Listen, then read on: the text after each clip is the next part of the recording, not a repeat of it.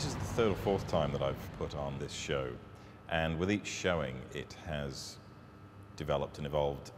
And I suppose it comes from two interests of mine. One is lighting generally, because my day job is designing shows and performance environments, and light is obviously a crucial part of that factor.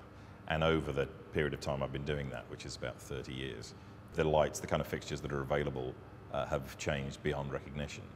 And so that's been a very interesting journey, because in some ways things have changed totally, and in other ways things haven't changed a great deal.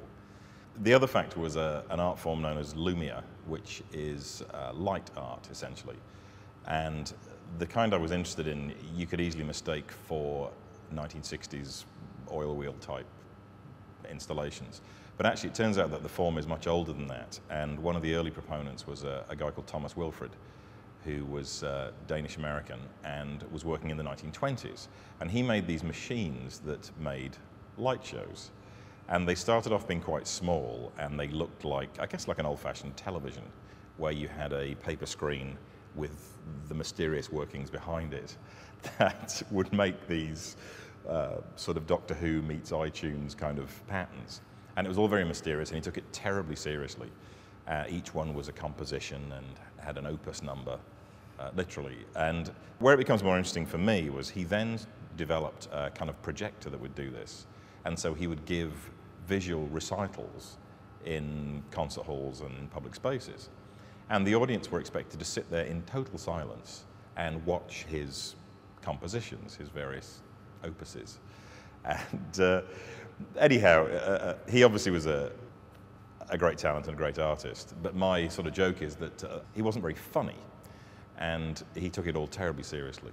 Whereas now things have moved on, and of course with the advent of things like iTunes, where you can sit at home and make your own sound to light show or have it made for you, this sort of work is becoming more familiar, more well known. And quite how I arrived at the cake stand I can't really remember, but I became quite fascinated with these appalling pieces of glassware and realized that when they diffract the light they can do rather beautiful things. And my slightly off-kilter aesthetic has always drawn me to these sort of objects anyway. And eventually I began experimenting just with a torch and some pieces of gel, and realized that perhaps there was something to be done.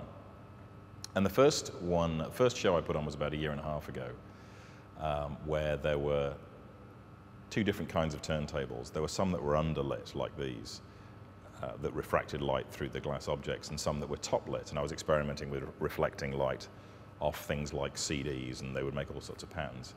But the refraction ones are the ones I was more interested in, and as each show has gone on, I've added different elements.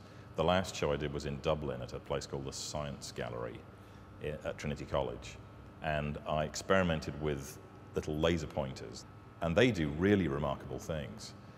They're much more active. The straight glass ones tend to be quite meditative. They're all fairly zen, whereas the laser ones are much more active and they're much more exciting. And then for this one, I'd been struggling with trying to make them bigger, and I'd done some experiments with brighter lights or with bigger objects, but it just doesn't seem to work. And really, at best, the size of the image you get is probably 1.5 meters, 2 meters in diameter. Whereas I was also wondering if I could come full circle, and if these would have some sort of stage application, whether for performance I could do some sort of live cake stand VJing. Anyway, I was trying with brighter lights, but it all just turned to mush. And so for this show, because it's a much bigger space, a much grander space, it seemed important to follow through on making them bigger. And so I had a look at using video. And in many ways, this work is a complete counterpoint to the fact that today we're absolutely inundated with video imagery. I mean, on the tube coming here, there are video screens up and down the escalators. I mean, there's video everywhere. And of course, every rock show you go to now is just an absolute video blizzard. So video wasn't something I was gravitating towards naturally, but it did seem to me that just to use a camera and a video projector to look at a piece of the image and make it bigger seemed like it would be legitimate. And I tried it out, and I'm very pleased with the way it's turned out. Because the thing is, the whole point of these is that this isn't a recording. Everything you're seeing is being generated live. And in that sense, I find it much more interesting than merely something that's been made in some video software and then played back. We did install a mirror ball in the church tower, which was a little bit of whimsy for, it's 'tis Christmas after all.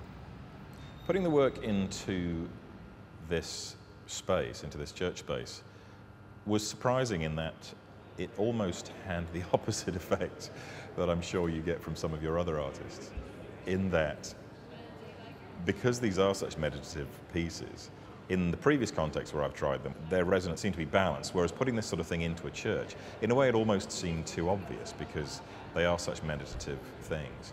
But I went with it just to see what would happen. And I think there are two things that counterbalance that. One is, of course, the objects themselves, which are so out of place in a church building, it's quite comical. But also, and this is something I've thought about since the first time I did this show, is you'd imagine there'd be some sort of music or some, Enya-type soundtrack playing. But the turntables themselves make a sort of a hum and a buzz. There's a motor in, and so you get this sort of slightly mechanical engine room hum going on. And I really liked that. And so that is the only soundtrack that accompanies these pieces. And in a church which is designed acoustically, it's quite loud, and I quite like that because that gives a bit of an edge to these otherwise quite soft and meditative images that are produced.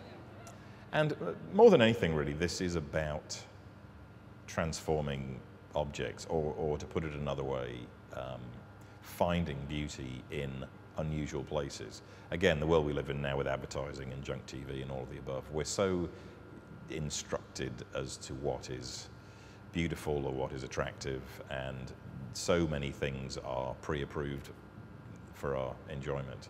And there's always a thrill for me of digging up these really irredeemable objects which have absolutely no merit, and very few of them cost me more than a £5. And with a bit of light and a bit of love, they become something quite extraordinary.